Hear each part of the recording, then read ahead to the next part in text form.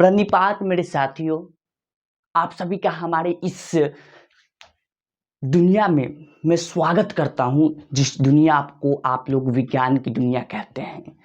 इस विज्ञान की दुनिया में आप लोगों का आभारी पूर्वक मैं इसमें अध्ययन करने के लिए जो आप एक बार फिर से कदम लिए हैं, उसके लिए मैं आपका आभारी रहूंगा।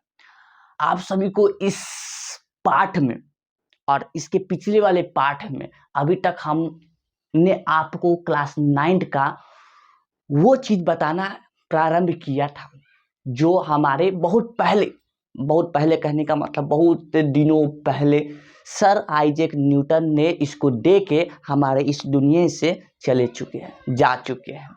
वो हम लोग को प्रदान तक हिरासत के रूप में हम सभी को देकर वो जा चुके हैं। तो उस वाले बात को हम लोग यहाँ पर पढ़ रहे हैं और उसी से जो बची खुची जो बात जो बच गई है उसको आज हम लोग इस पाठ के अध्याय में खत्म करेंगे। तो अभी तक वो हमारे जो सर आइजैक न्यूटन थे वो कुल 3 बात कह के जा चुके हैं। 3 बात कहे थे, जिस 3 बात में से 2 बात को हम लोग पिछले वाले अध्याय में इसको अच्छी तरह से पढ़ कर समझ कर जा चुके हैं। आज हम लोग इस पाठ में तीसरी बात को हम लोग यहाँ पर जानेंगे। तो उसके लिए आप सभी को पहले उसमें गहराई में जाने के लिए आप लोगों को प्रवेश करना जरूरी है। तो प्रवेश करने के लिए हम लोग करते क्या है कि कहीं एक शांत जगह जाकर उसमें डूबने का कोशिश करते हैं, उस दुनिया में जाने का कोशिश करते हैं और मैं आपको ले जाने का कोशिश करता हूँ। तो हम लोग आज फिर से चलेंगे, हम और आप मिलकर। तो आप तैयार हो जाए, हम लोग अब चलेंगे उस भरी हुई रस की दुनिया में, जिस रस को हम लोग विज्ञान का, एकदम सही बात आप सोचे, जिस रस को हम लोग विज्ञान का रस कहते हैं, उस रस की प्राप्ति हेतु तो आरंभ करते हैं आज का ये हमारा पाठ। Let's go.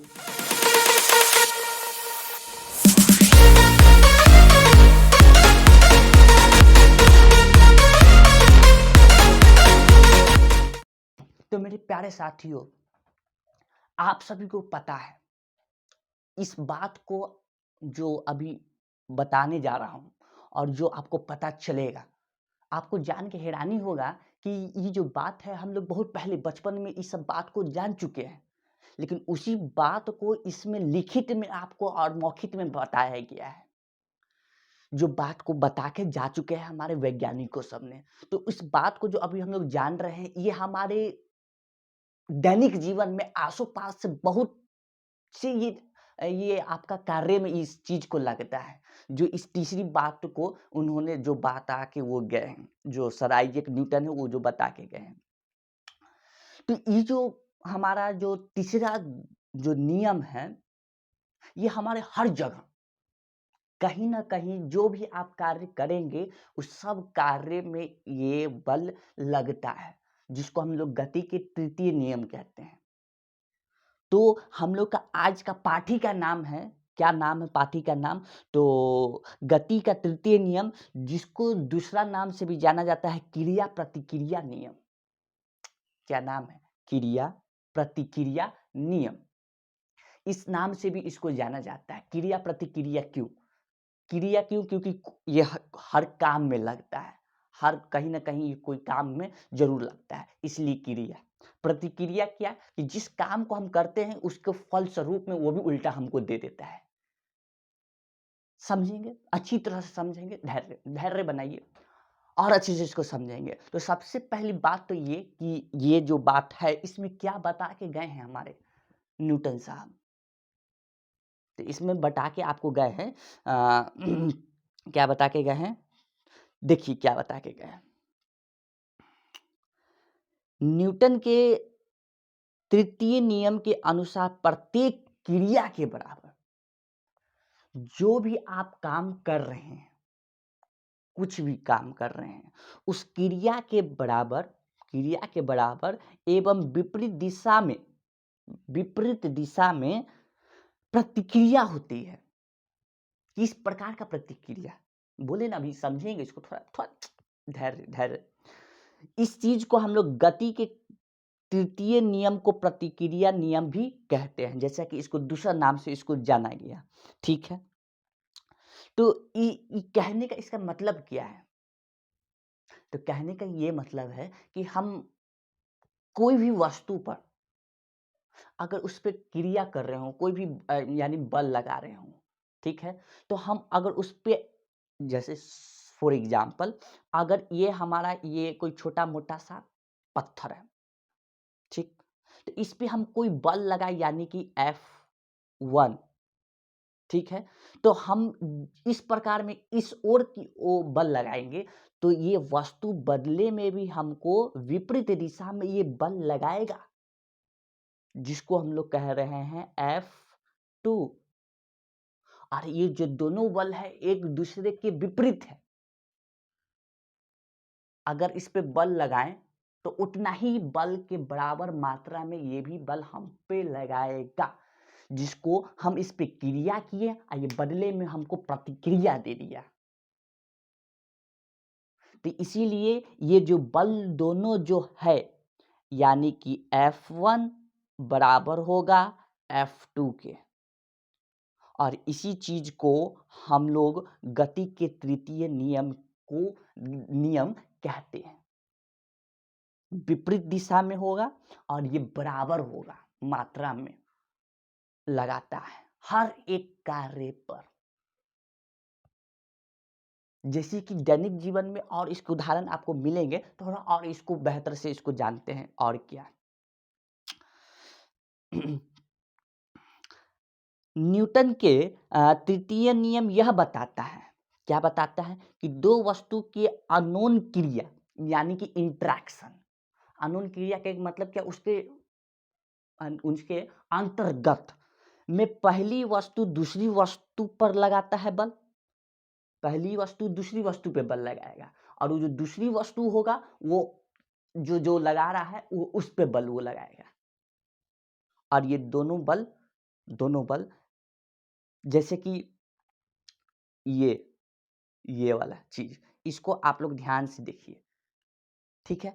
अगर यहाँ पे इस बड़े कोई चीज रखा हुआ है, वस्तु रखा हुआ है, और इस पे कोई लड़का इस पे बल लगा रहा होगा, तो ये बल इसकी ओर लगा रहे, तो इसको हम लोग F1 नाम दे देते हैं, और बदले में ये जितना बल लगा रहा होगा उतना ही बल ये हम पे लगाएगा, जो विपरीत दिशा में होगा, जो विपरीत दिशा में होगा, और इसका नाम F2 बल।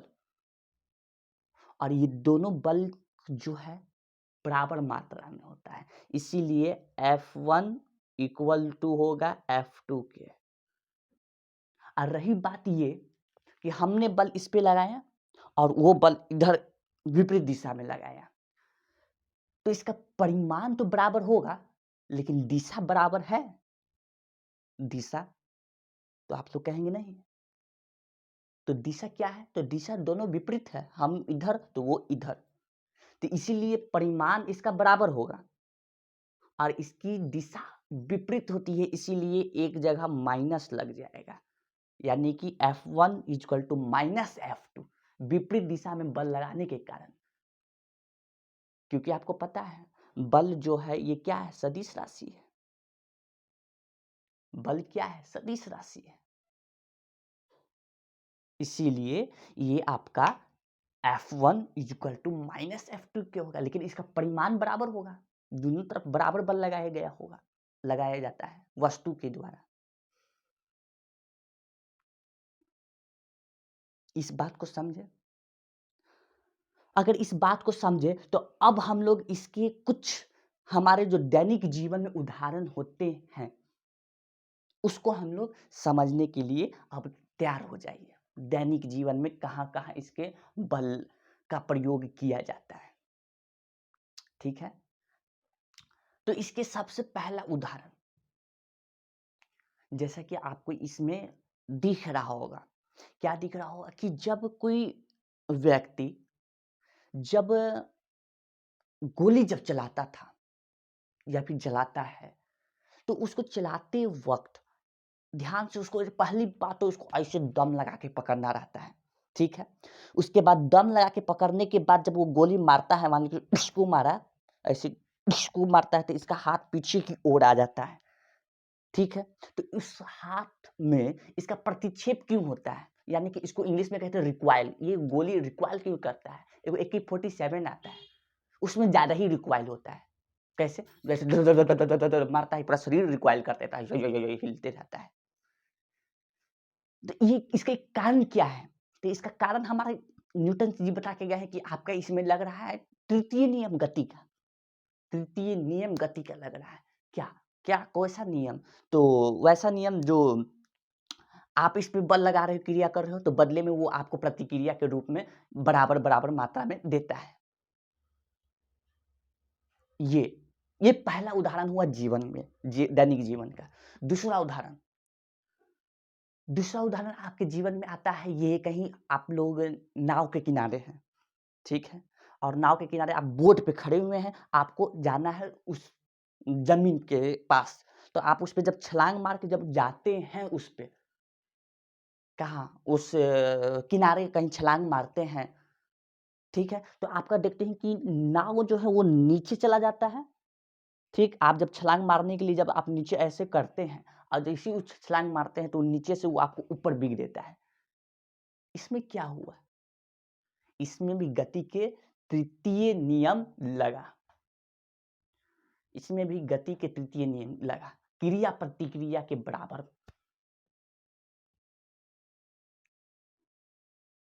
ठीक? तो ये हुआ आपका ये दूसरा उदाहरण।